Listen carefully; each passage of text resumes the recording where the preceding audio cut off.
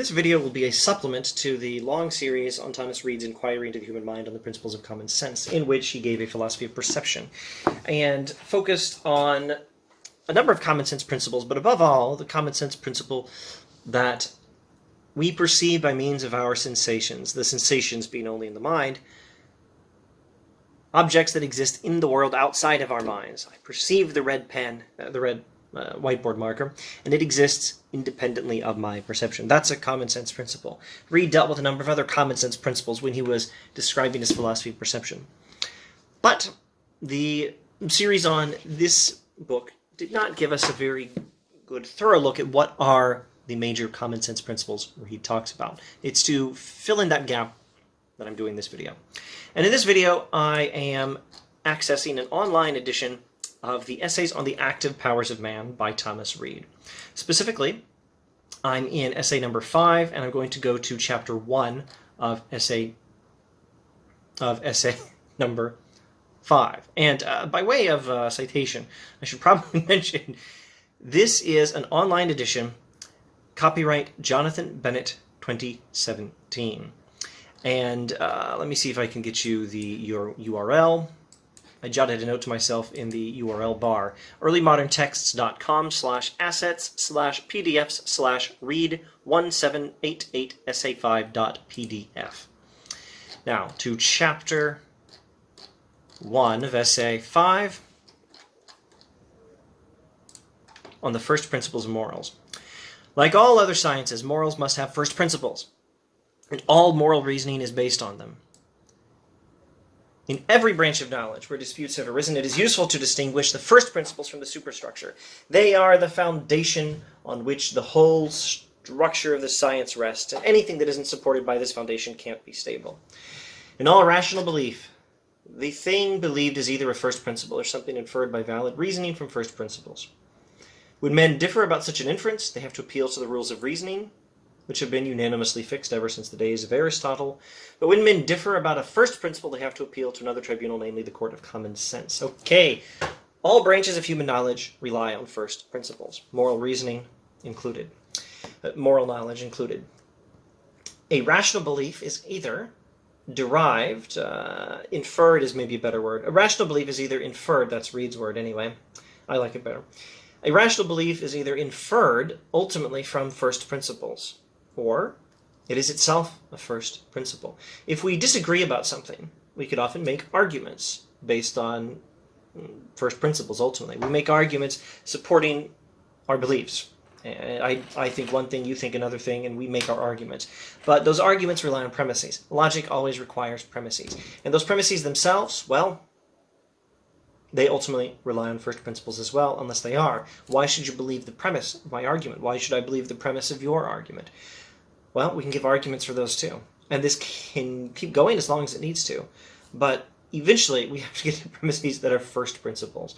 Otherwise, the power of logic to get us anywhere is never going to even be able to begin. There has to be a premise that is a rational belief, independently of other beliefs supporting it. This is what we call foundationalism in epistemology, the study of knowledge. Anyway, Reid says all rational belief is inferred from first principles, except the rational beliefs, which are first principles. And for first principles, we appeal not to arguments, not to the rules of reasoning, but to the appeal court of common sense. Now, let me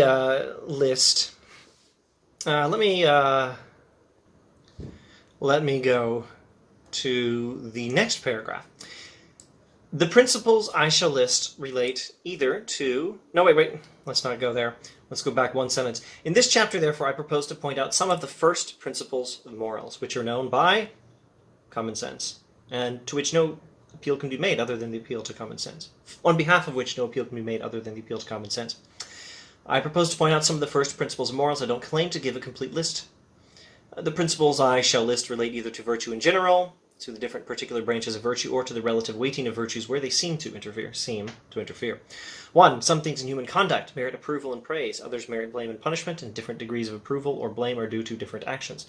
2. Something is not even something that is not even slightly voluntary can't deserve moral approval or blame. 3, something done from unavoidable necessity may be pleasant or nasty, useful or harmful, but it can't be the object of blame or moral approval. 4, men can be very blameworthy for not doing what they ought to have done, as well as for doing what they ought not to have done. There's that sound from, I don't know, some sort of vents up in the ceiling. He goes into some detail on 5. 5, we ought to use the best means we can to be well informed regarding our duty, by attending seriously to moral instruction, by observing what we approve and disapprove in the conduct of other people, etc., etc. 6, it ought to be our most serious concern to do our duty as far as we know it, and to fortify our minds against every temptation to deviate from it, by having in our eye the noblest examples, by the habit of subjecting our passions to control by reason, by avoiding occasions of temptation when we can, and by imploring the aid of him who made us in every hour of temptation, seeking God's help and being good. These principles concerning virtue and vice in general must appear self-evident to every man who has a conscience and who has worked to exercise this natural power of his mind. I now proceed to others that are more particular, etc., etc. Now, the one-sentence summary I want to give of all the stuff I've been talking about in this video so far is simply this. Thomas Reid is a common-sense philosopher, and he does not only list those common-sense principles involved in a philosophy of perception like I gave here, but he also lists moral common-sense principles, and you can find it in his writings. If it didn't come up when we were looking through this book, it's still there. It's in Reid. Now, let's go to a somewhat more detailed look. A somewhat more thorough list of common sense principles. Now, I am, again, in something copyright 2010 through 2015, Jonathan Bennett. And this is available at earlymoderntexts.com/assets/pdf/read1785 essay 6_2.pdf. And I'm in the Essays on the Intellectual Powers of Man by Thomas Reid, essay number 6, and we want to go to chapter 5, on the first principles of contingent truths. In this passage, Reid gives a famous list of 12 common sense principles, and I'm going to list them for you. Number 1, everything of which I am conscious really exists.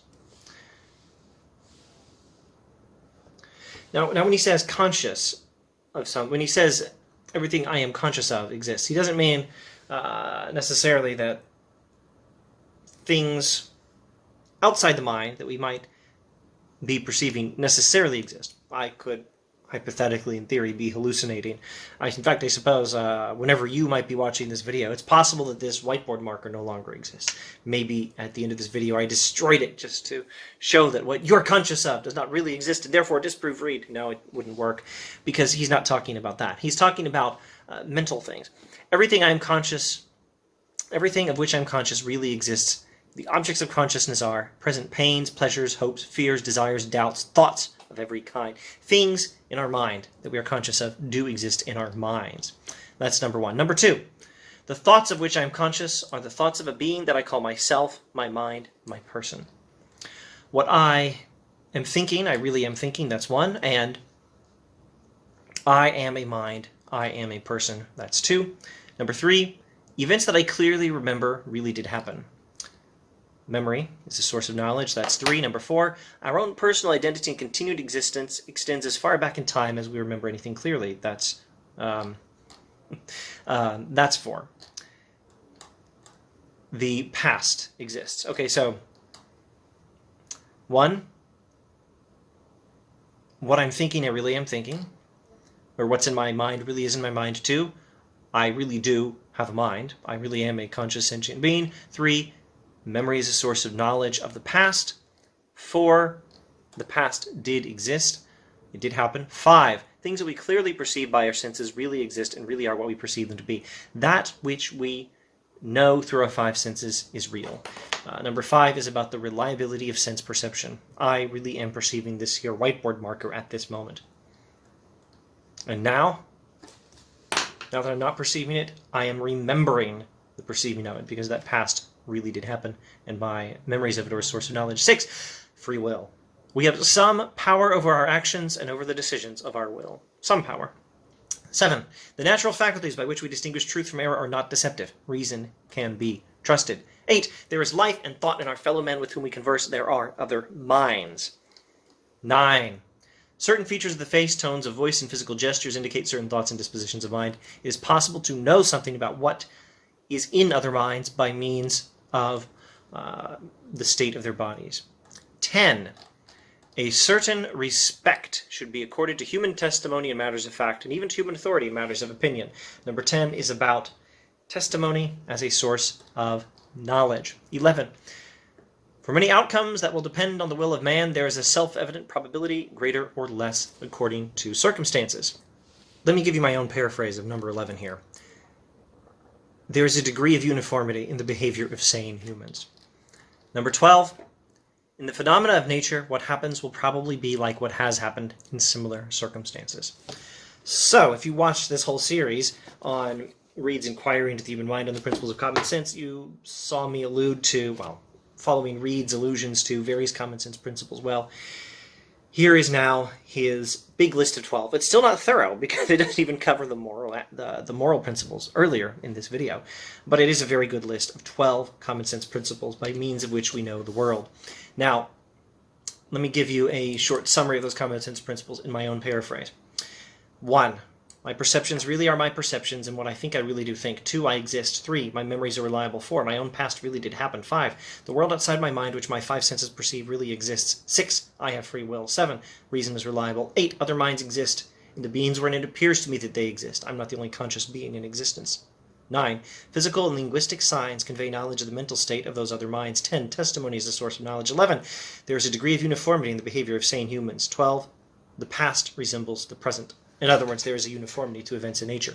These are 12 principles on the basis of which we can get knowledge about the world. That's what common sense philosophy is about. Thanks for watching.